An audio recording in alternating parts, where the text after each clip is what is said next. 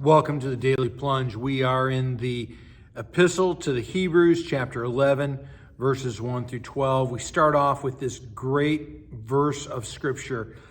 Now, faith is the confidence of what we hope for. But the question is, what are we hoping for? And I think also the whole point of this chapter is, what do we have faith in? Who do we have faith in? And do we have confidence in that? I mean, do we have actual faith in God, or are we putting our faith in other things? And it's certain of what we do not see. Faith is trusting what we do not see. If you can see it, it's not faith. You're living by sight. And so the author talks about these examples of people of faith, covenant, stepping out in trust. Abel had a better offering because he trusted God with what he gave. He trusted God with his life. He wasn't giving leftovers. And that was commended to him as righteousness. And remember always, righteousness is not about being perfect. Righteousness is about that right relationship with God, about seeking the Lord, believing in God, giving your life to God, and living with the Lord. Enoch, it is said, he was commended as one who pleased God. Did he please God by his works? That is not the intent of this passage. It doesn't say that. It tells us over and over again that the one who pleases God is one who trusts God, who has faith in God, who seeks the Lord.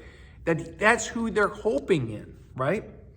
Noah, it says, becomes an heir of righteousness, that because he stays in the faith. He's willing to build an ark for a threat he doesn't even know exists, but he trusts that God said there's a flood coming, and he builds an ark to save his family. And his act of faith stands in direct contradiction to all those who don't trust God. And that's one of the reasons why this world hates people of faith, because that faith contradicts their unfaith, their rebellion against God. And so they're rejected by this world for trusting God. He goes on to talk about Abraham. And we know that Abraham is not a paragon of virtue. He does some really dumb things, right? And yet he was called, he obeyed, and he went where God was leading him, even though he didn't know where. And that really is part of the challenge of faith, that oftentimes God is calling us to something we're uncomfortable with. We don't know what it is. And yet, will we trust God?